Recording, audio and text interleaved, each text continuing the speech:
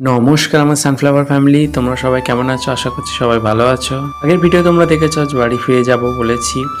আজ খাওয়া দাওয়া করে দুপুরবেলায় আমি, কুনাল, মা, আমার ভাই সব হলদিয়া স্টেশনে চলে এলাম ফেরি পার হয়ে। এই প্রথমবার আমরা হলদিয়া স্টেশনে এলাম, একেবারেই ফাঁকা। দুটো ট্রেন দাঁড়িয়ে আছে, একজনও মানুষ নেই, আমরা চারজন মাত্র বসে আছি। 1.5 ঘন্টা বাদে ট্রেন। আমরা ট্রেনের মধ্যে খাওয়া দাওয়া করলাম।